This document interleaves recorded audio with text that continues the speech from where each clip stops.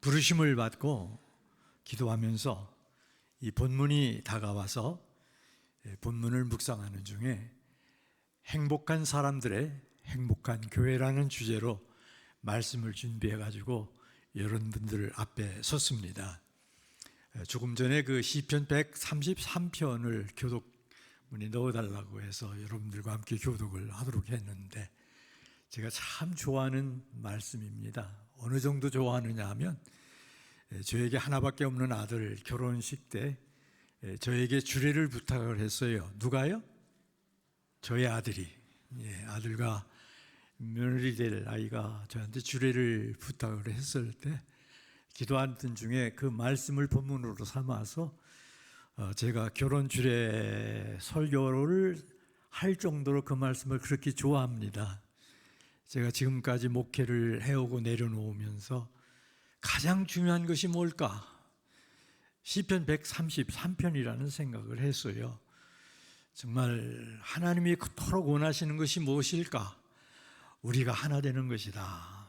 그런 생각을 했습니다. 근데 오늘 와서 이 강단에 들어서는데, 그래서 기도하려고 앞을 이렇게 쭉 쳐다보니까 여기에 범사에 감사하라 하나님의 뜻이니라 그래 놓고, 믿는 성도가 한 마음과 한 뜻으로 시편 133번 3편하고도 상통이 되는 말씀이라는 생각을 해봤고요.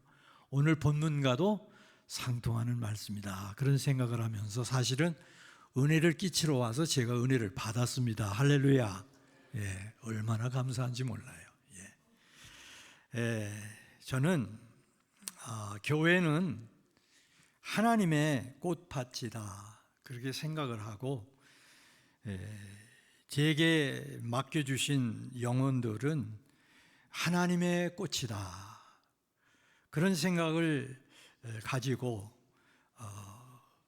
꽃밭에서라고 하는 동요를 즐겨 부르면서 목회를 했습니다. 머리가 허연 사람이 웬 동요야? 그렇게 생각하실는지 모르지만 전 동요를 참 좋아합니다. 그래서 먼 거리 운전을 하다가 제 아내가 옆에서 졸면 저는 동요를 시작을 합니다. 그럴 정도로 동요를 좋아하고 동요를 또 많이 압니다. 그래서 제 아내가 하는 말이 웬 동요를 그렇게 많이 아느냐고 그런 얘기를 하죠. 동요를 좋아하면 어린애와 같지 아니하면 천국에 들어갈 수 없느니라, 우리 주님 그러셨는데, 저도 모르게 제가 어린아이로 돌아가는 기분이에요. 그러니까 젊어질까요? 안 젊어질까요? 젊어져요. 어떤 분이 그러세요. 저보고 어떻게 그렇게 젊으시냐고, 허연 사람 보고요. 그런데도 그 비유를 물으면 제가 하는 말이 동요 좋아해서요, 그런 얘기를 합니다. 한번 불러볼까요? 일부에서는 제가 동요 부를까요? 요청해서 허락을 받고 불렀는데요. 어떨까요? 한번 불러볼까요?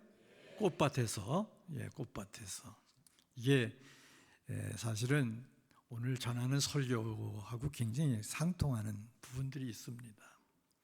아빠하고 나하고 만든 꽃밭에 죄송화도 봉선화도 한참입니다. 아빠가 빼어놓은 새끼줄 따라 나 밟고 또 어울리게 피었습니다.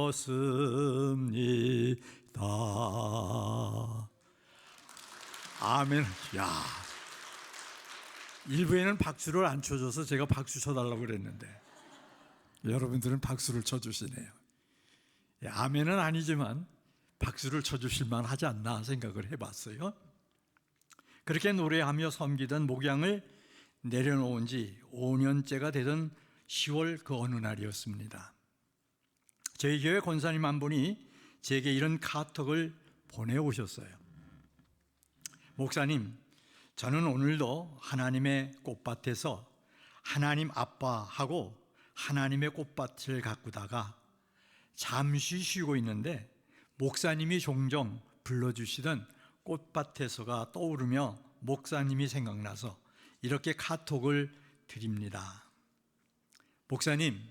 목사님과 앞서 가신 성도님들이 잘 가꿔놓은 하나님의 꽃밭에서 이렇게 믿음 생활을 할 수 있어서 너무너무 감사합니다. 제가 뿅 갔을까요? 안 갔을까요? 참 좋더라고요. 행복하더라고요. 내가 물러나와 있어도 하나님의 교회를 하나님의 꽃밭으로 생각하고 이렇게 가꾸는 사랑하는 심령이 있다. 얼마나 행복했겠어요, 제가. 그러니까 여러분들에게 또 이것을 소개하겠죠? 그렇죠? 이 권사님이 지금도 여러분들이 어느 날이라도 한번 시애틀 내려오실 길에 저희 교회 한번 들려보십시오. 이 권사님이 지금도 하나님의 교회에서 꽃밭을 가꾸고 있어요. 하여간 아침 저녁 저 쉬지 않고 하세요. 얼마나 아름답게 예쁘게 행복하게 섬기는지 제 마음속에서 어떨까요? 기도할 때 그분이 그냥 담겨지지요. 떠오르지요. 그게 기도하게 돼요. 지금도. 여러분, 교회는 하나님 아버지하고 하나님의 아들, 딸인 우리가 함께 서로를 가꾸어 가며 다듬어 가야 하는 하나님의 꽃밭입니다. 한번 따라서 해보실래요? 하나님의 교회는 하나님의 꽃밭이다. 우리는 하나님의 꽃이다. 여러분, 그렇잖아요. 우리는 예쁜 사람들이에요. 어느 정도 예쁜 사람들이에요? 하나님께서 만세 전부터 관심을 기울이셨던 여러분과 저잖아요. 누가 나를 지금까지 생각하고 있다고 생각해 보세요. 얼마나 행복한가. 여러분, 이런 것을 잊지 마세요. 오늘도 여전히 하나님은 어떻게 하세요? 나를 향해서 눈길을 두고 계시잖아요. 괜히 찬송만 그렇게 부르시지 말라고요. 우리가 살아가면서 무엇을 하든지 하나님의 눈길은 어디를 향하고 있다? 나를 향하고 있다. 이게 믿음이에요. 믿습니다 하는 믿음이 아니고 이 믿음은 실제적인 믿음인 줄로 믿습니다. 삶으로 표현되는 믿음, 삶으로 옮겨지는 믿음, 그것이 여러분과 저를 행복하게 만듭니다. 나는 주의 화원에 어린 백합 꽃이니 은혜 비를 머금고 고이 자라납니다. 주의 은혜 감사해 나는 무엇 드리리.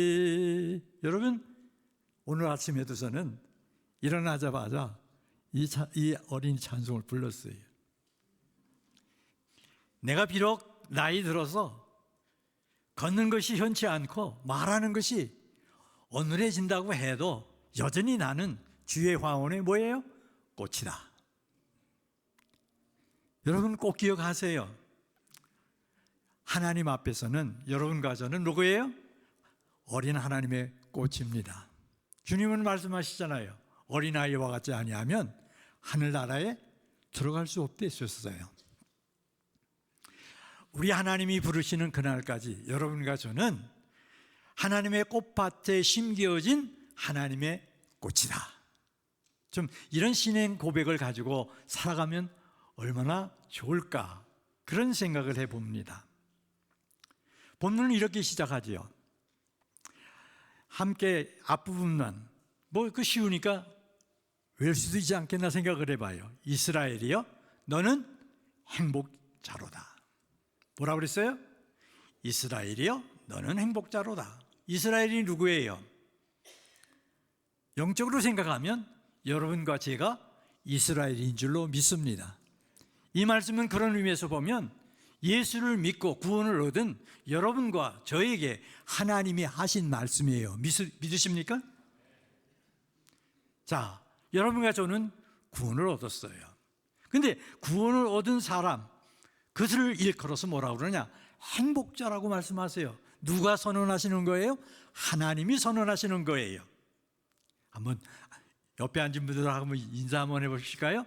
당신은 행복자예요. 네, 당신은 행복자예요. 그 다음에 나는 또 행복자예요. 자신을 가르치면서 나는 행복자입니다. 이 아이덴티티, 이 동질성을 한번 좀 확실하게 좀 오늘 했으면 좋겠어요. 누가 뭐래도 나는 행복자다. 왜? 나는 구원을 받은 하나님의 백성이기 때문에. 네. 여러분, 이 말씀을 영어로 보면요, Blessed are you, 이스라엘, 그렇게 번역을 해놓기도 하고 Happy are you, O 이스라엘, 이렇게 번역을 해놓기도 했어요. 즉 복을 받은 너, 그런 말씀이죠. 행복한 너, 그런 말씀이에요. 그런데 중요한 것은 하나님으로부터 구원을 얻은 너라는 말이에요. 행복 이전에 앞서 나오는 말은 뭐예요? 너는 행복자로다. 그렇게 말씀을 하시면서 뒷받침해 주고 있는 말씀이 뭐냐 하면 너는 구원을 받은 사람이야. 내가 너를 구원했어 해서 너는 뭐예요? 행복한 사람이다. 그렇게 정의를 해주고 있는 거예요. 흔들리지 마세요. 여러분, 내가 구원받았습니까? 거기에 대해서 아멘 하고 받을 수 있다고 한다면 누가 뭐래도 뭐라고요? 나는 행복한 사람이에요. 여기서 흔들리지 마세요. 여러분, 그러면 행복한 사람은, 행복을 받은 사람, 구원을 받은 사람, 어떻게 살고 어떻게 섬겨야 할까? 두말할 것 없지요. 행복하게 살고 행복하게 섬겨야지요. 그래요, 안 그래요? 구원받았습니다. 행복한 사람입니다. 그럼 어떻게 살아야 돼요? 행복하게 살아야 되는 거예요. 저처럼 동요라도 불러가면서 자신에게 그것을 확인시키세요. 나는 행복한 사람이다. I am so happy, I am so happy. 옛날에 참 많이 불렀거든요. 많이 가르쳤어요. 그렇죠. 나는 행복한 사람이에요. 항상 기뻐하라, 쉬지 말고 기도하라, 범사에 감사하라. 우리에게 자꾸만 하나님의 말씀을 통해서 우리에게 각인시켜 주시는 게 뭘까요? 다른 것 아니에요. 우리는 행복한 사람이라는 거. 왜? 구원을 받았기 때문에. 그러니까 여러분과 제가 살아가면서 섬기면서 뭐가 중요하냐 하면 행복하게 살아가는 것이 중요하고 행복하게 섬기는 것이 중요한 거예요. 여러분, 세상에 나가서 살아가면서 행복한 사람 한번 살아가 보세요. 싱글벙글 웃어 보세요. 그러면 주변에 있는 사람들이 저 사람 봐라, 교회 나가더니 저 뭐 저래? 지켜볼 거 아니에요. 항상 웃어. 뭐가 저렇게 기쁠까? 행복해 보여. 그러면 어떻게 해요? 나도 한번 나가볼까? 그러지 않겠어요. 그런데 예수님 믿는다고 그러면서 만날 싸우고 지지고 보고 보세요. 저거 교회 다닌다는 게 뭐 저 모양이야? 예수를 믿느니 나를 믿어라. 그럴 사람들이 있지 않겠어요? 그런 의미에서 생각해 보면 구원을 얻은 행복한 사람들은 어떻게 살아야 한다? 행복하게 살아야 한다. 자, 또 한번 인사 한번 나눠보실래요? 저 송목사 오더니 왜 자꾸만 저래? 좀 부담이 되실는지 모르지만 서로 한번 해보세요. 우리 행복하게 삽시다. 한번 인사해 보실까요? 행복하게 섬깁시다. 좀 그래 보세요. 네.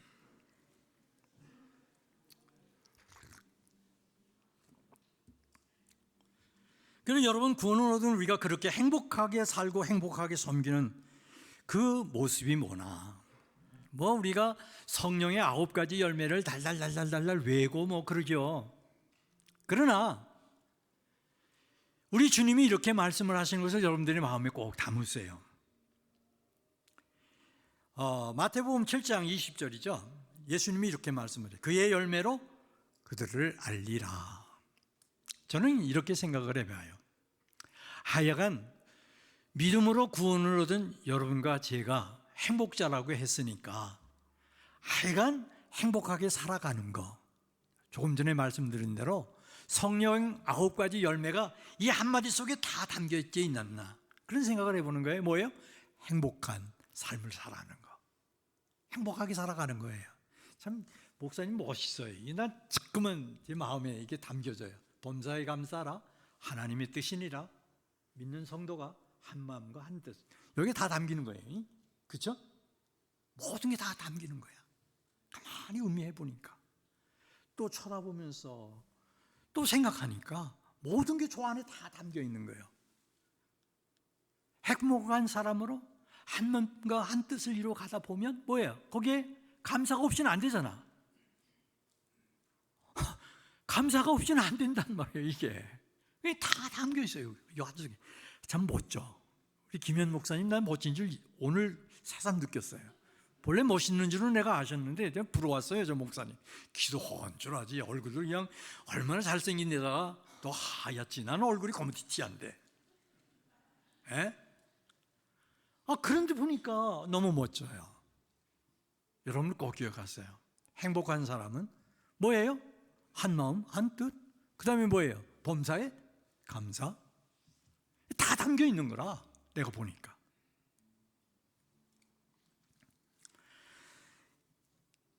여러분, 그렇게 행복하게 살고 행복하게 섬기는 것이 믿음의 열매다. 내 영혼이 은총 입어 중한 죄짐 벗고 보니 슬픔 많은 이 세상도 천국으로 화도다. 할렐루야 찬양하세. 내 모든 죄 사함받고 주 예수와 동행하니 그 어디나 하늘나라. 이런 데는 참 아멘 좀 해주셔도 괜찮아요. 예? 예. 박수까지는 아니지만 이런 데는 좀 아멘은 해주셔도 괜찮아요. 여러분, 438장 3절은 이렇게 끝맺고 있습니다. 높은 산에 거친 들이 초막이나 궁궐이나 내 주 예수 모신 곳이 그 어디나 하늘나라.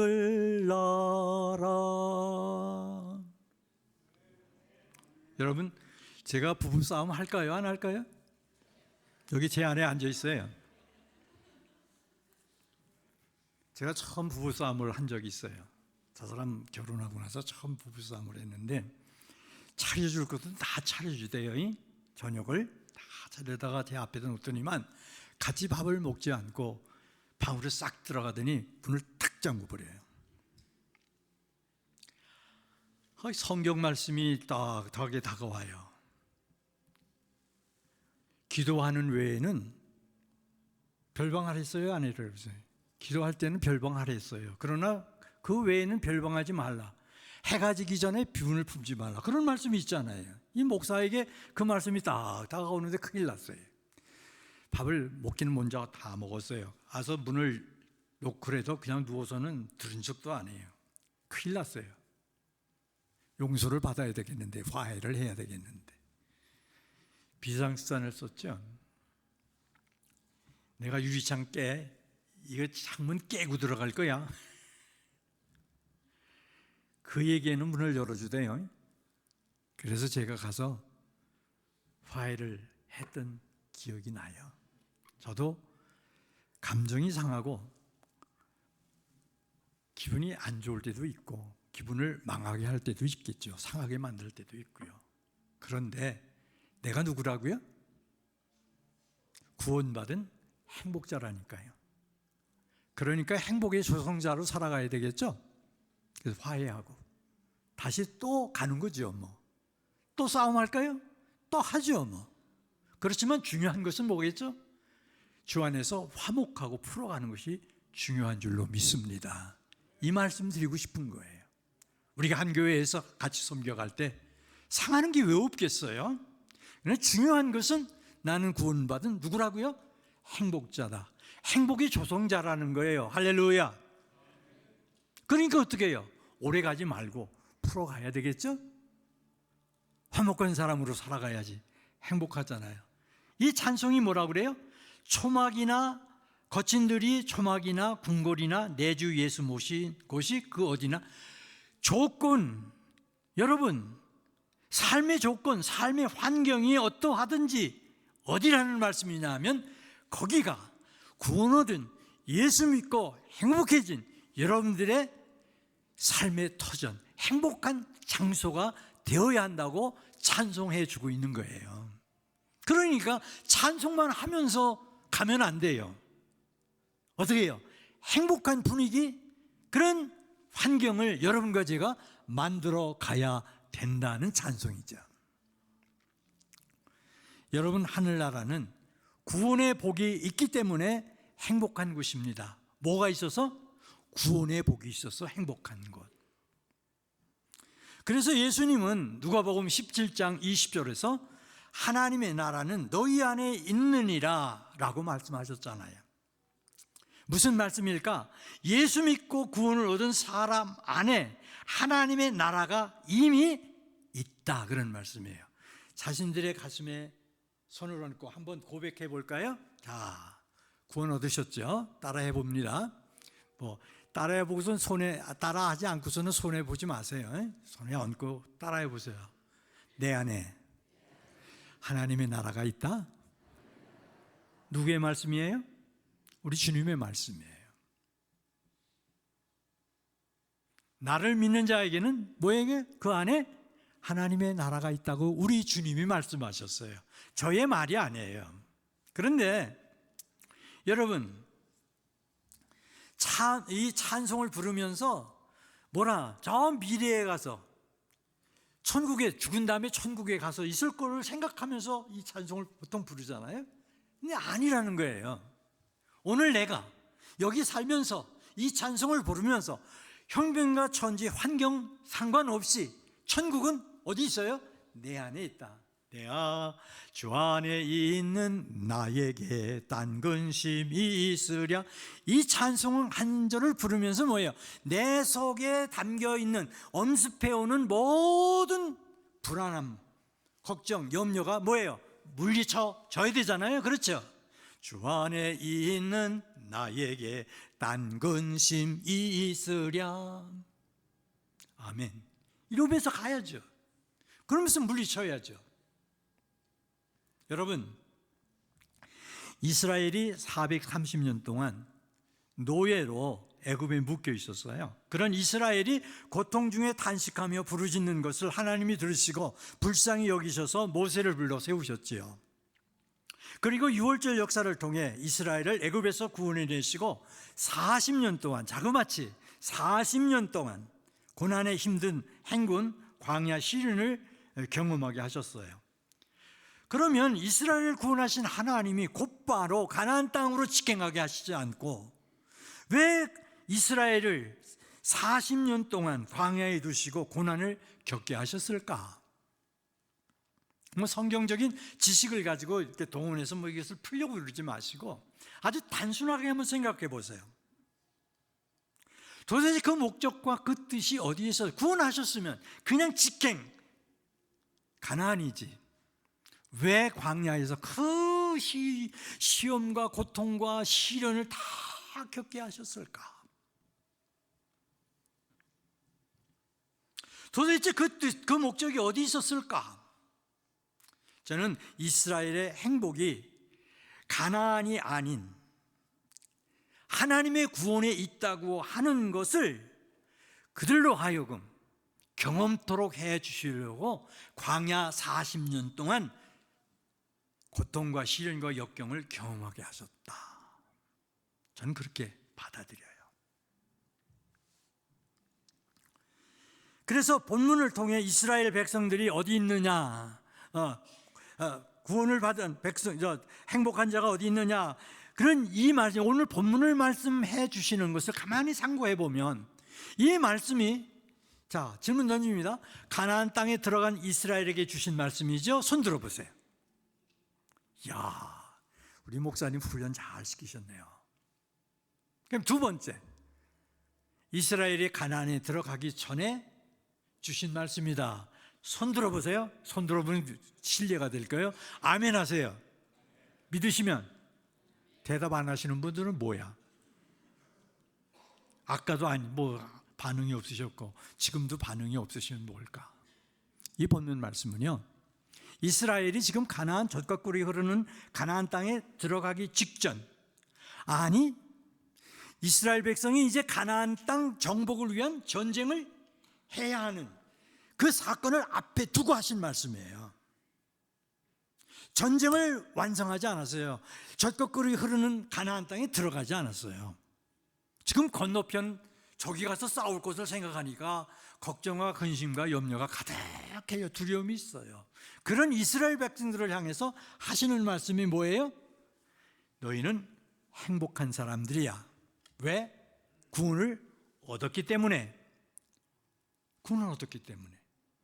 이것이 여러분과 저에게 주는 의미가 아주 놀랍게 큰 거예요. 오늘 이 세상에서, 아니 천국에 들어가기 이전에 이 땅에서 광야 같은 이 세상을 살아가면서, 하여튼 아까 장로님이 기도하시던데, 일부에서 기도하시는 장로님이 그 기도를 하셨는데 이민의 그 힘든 삶에 대해서 얘기를 하셨어요. 저는 벌써 미국에 온 지가 50년 됐어요. 그러니까 한국에서 제가 살아온 세월보다 어때요? 엄청 많아요. 거의 고비되도록 많아요.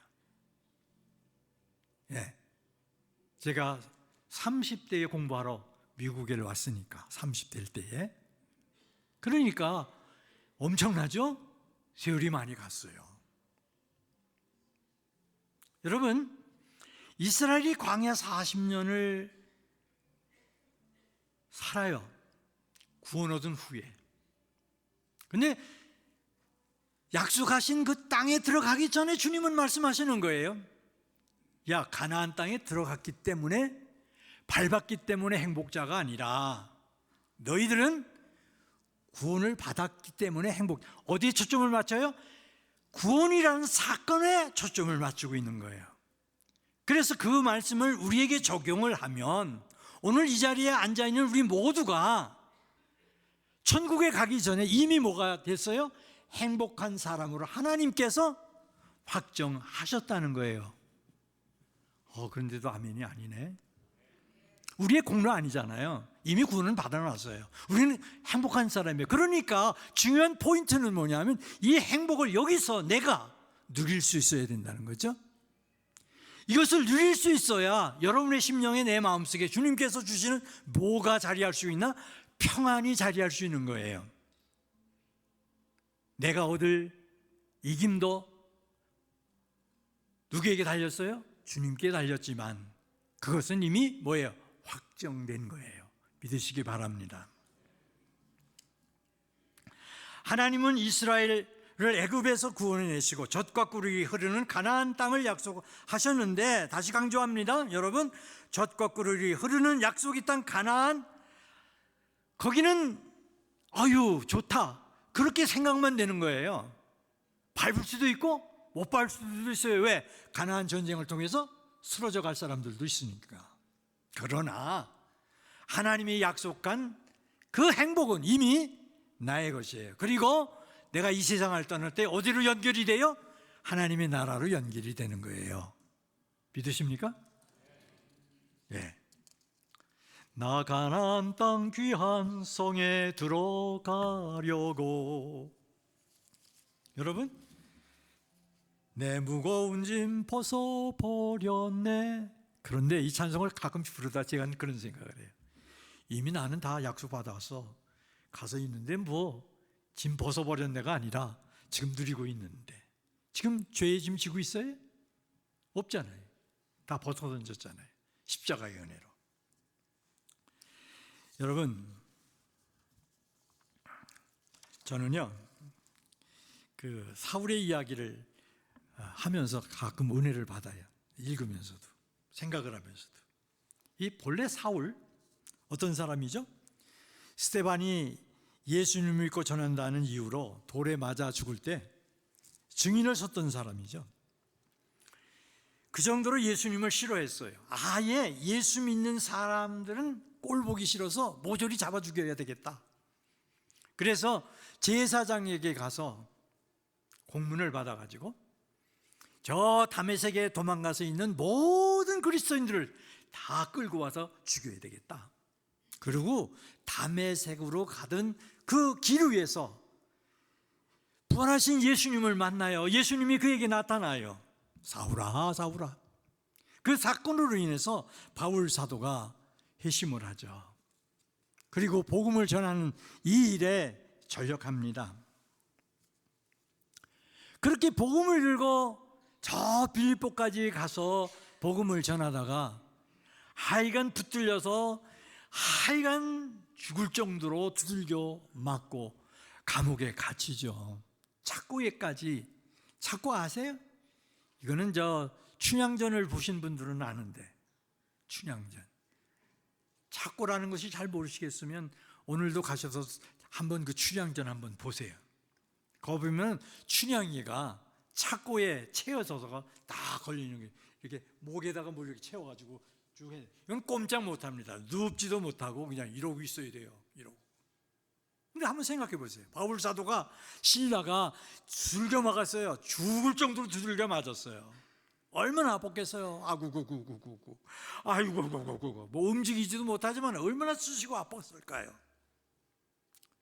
그 정도 됐으면 저 같아도요. 아이고 하나님 이게 뭐예요? 나 복음 전하다가 내가 뭐 맞을 짓을 한 거예요. 그냥 복음 전에다가 이런, 아니 그냥 좀 편이라도 좀 이렇게 누울 수 있도록이나 해주지. 이게 뭐예요? 착고에까지 채워서 이게 뭐예요? 그리고 원망하고 시위하고 소리 지르고 그랬으면 어땠을까?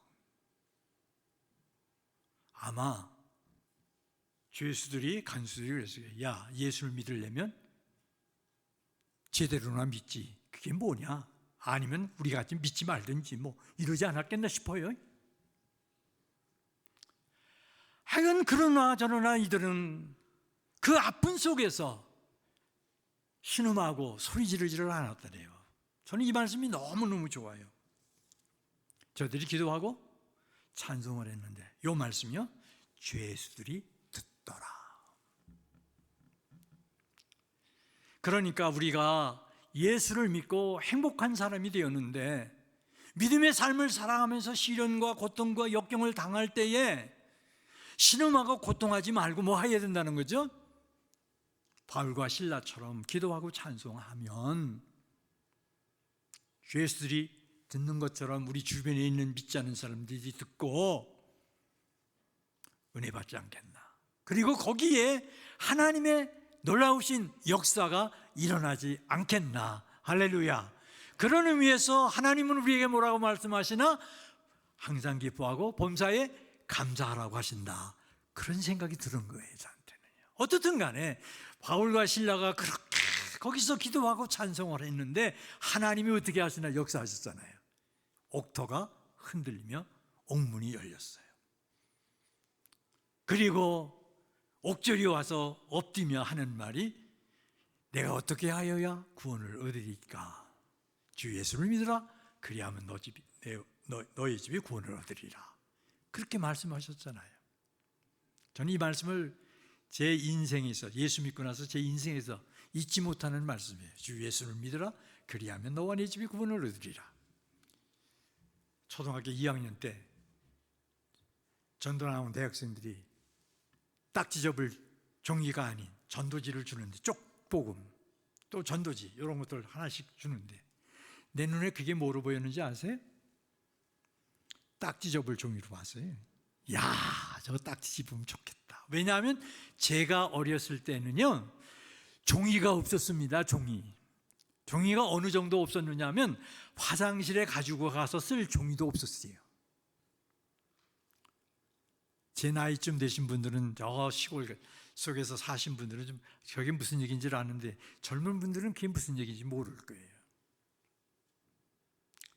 이 딱지 접을 종이. 그런데 뭐라 하면 주일날 교회를 오면 더 준대요. 더 준대. 제가 교회 나갔을까요? 안 갔을까요? 갔죠. 그런데요, 그 동네에 내 또래가 엄청 많았습니다. 엄청 많았는데 교회에 나간 사람은 오직 둘, 저 하나였습니다. 참 하나님의 사랑이 놀랍잖아요. 우리 아버지 상투 가지고 계셨어요. 그때 어디 나들이 하려면 옷가 다 입고 가시는 분이에요. 거기 가서 저는 복음을 대합니다. 그리고 예수를 믿습니다. 제 기도가 뭐였을 것 같아요? 저 완고하신 우리 아버지, 우리 가족이 예수 믿었으면 좋겠어요. 그런데 방법이 없잖아요. 내가 그 아버지 앞에 가서 입 뻥끗했다가는 뭐 큰일 나고, 그냥 입도 못 뜨고 있으면서 기도만 하고 있어요. 기도하면서 성경을 읽는데 바로 사도행전 16장 이 말씀, 주 예수를 믿으라, 그리하면 너와 네 집이 구원을 얻으리라. 뭐 시간이 없으니까 더 길게 못하고요. 우리 아버지 어머니 예수 믿었을까요? 안 믿었을까요? 안 믿으셨으면 제가 이 얘기 못하죠. 믿으셨어요. 우리 어머니는 권사가 되셔서 섬기다가 101세에 세상을 떠나셨고요. 우리 아버지는 돌아가실 때 예수님, 예수님, 예수님 세 번 예수님의 이름을 부르시면서 하나님 앞에 쓰셨어요. 할렐루야. 참 놀랍잖아요. 저는 이 말씀을 생각하면 늘 아버지 어머니 생각이 떠올라요. 어쨌든 바울 사도가 빌립보 감옥에서 풀려나죠. 그리고는 복음을 전하다가 어디까지 호송이 됩니까? 로마까지 호송이 돼서 감옥에 붙들려 있죠. 그 감옥에 있으면서 바울 사도가 빌립보 감옥의 사건을 아마 기억해내지 않았겠나? 그런 생각을 해봐요. 그러면서 빌립보 교회 성도들에게 뭐라고 편지를 하나? 이렇게 편지를 합니다. 빌립보서 4장 4절로 7절이죠. 주 안에서 항상 기뻐하라. 내가 다시 말하노니 기뻐하라. 너희 관용을 모든 사람에게 알게 하라. 주께서 가까우시니라. 아무것도 염려하지 말고 다만 모든 일에 기도와 간구로 너희의 구할 것을 감사함으로 너희 하나님께 아뢰라. 그리하면 모든 지각에 뛰어난 하나님의 평강이 너희 마음과 생각을 지키시리라. 여러분, 여기 5절에 관용이라고 하는 표현이 있는데 특별히 이 표현이 말씀을 준비하는 제게 아주 강하게 다가왔어요. 이유는 관용은 어떤 일에도 결코 과격한 반응을 나타내지 않는 인격, 다른 사람이 실수를 이해하고 받아주는 자세, 즉 아주 넉넉한 마음을 의미한다는 그런 뜻을 가지고 있기 때문에 그렇습니다. 그런데 여러분, 저의 경험을 통해서 제게서 기쁨, 복과 행복을 빼앗아가는 것이 제 자신의 어디에 있나? 바로 편협함에 있다는 것을 저는 늘 경험을 해요. 아까도 제 아내하고 관계를 조금 얘기했습니다마는 제가 좀 더 너그러웠으면 좋을 텐데 어떤 때는 제 아내한테 불편한 마음을 표현했다간 또 후회를 해요. 에이구, 좀 참지, 조금만 더 있지. 항상 평안을 깨는 것도 기쁨을 깨는 것도 뭐나 바로 이 편협함이에요. 관용이 부족해요. 제가 목회 생활을 하면서도 항상 부족했던 것이 뭘까? 바로 이거였어요. 이 부족함이었어요. 좀 더 너그러웠어야 했는데 내가 부족했다. 여러분, 아까 제가 대충 제 나이를 얘기했습니다. 그러니까 이제 79 됐어요. 지난 3월 8일로. 제가 무슨 말씀을 드리려고 하는 거냐 하면 나이 많다는 것을 자랑하려고 드리는 말이 아니에요. 이 79년의 생을 살아오면서, 아니 예수 믿고 지금까지의 삶을 내가 돌아보면, 목회 사역을 해오면서 경험한 것을 내가 되돌아보면 가장 부족했던 것이 무엇일까? 편협함이에요. 너그럽지 못했던 거. 그래서 하나님께서 주신 이 행복을 내가 누리지 못하고 있었어요. 가끔 저 보스턴에 있는 아들집을 다녀옵니다. 아들이 있고 며느리가 있고 손자, 손녀가 있습니다. 제가 별 말을 안 합니다. 옛날 같았으면 잔소리 참 많이 할 사람이에요. 일절 잔소리 안 합니다. 제 아내가 가끔 묻습니다. 왜 얘기 안 하느냐고.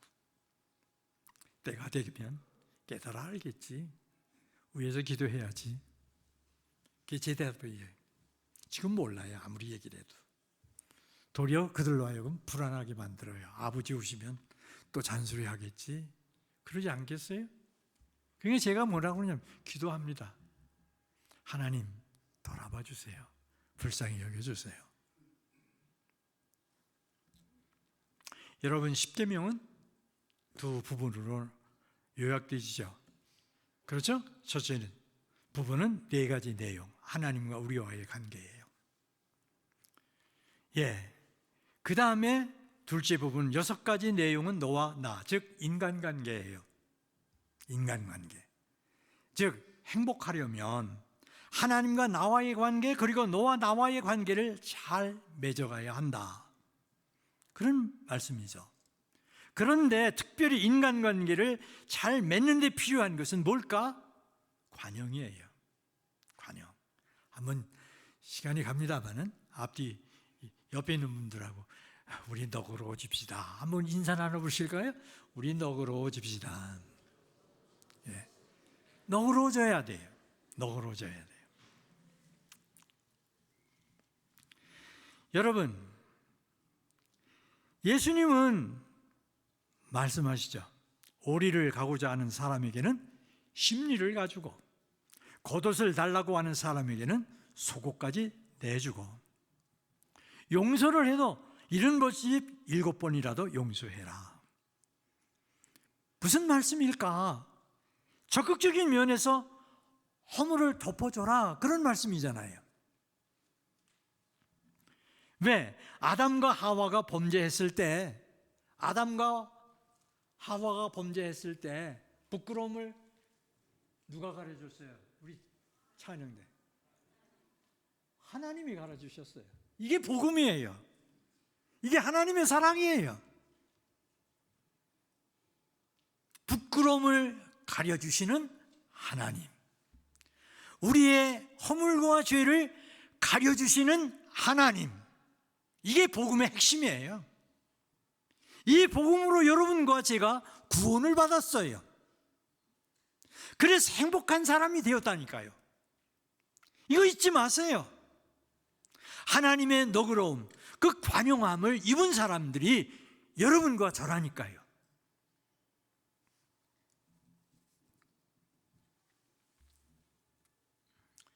여러분, 뿐만 아니잖아요.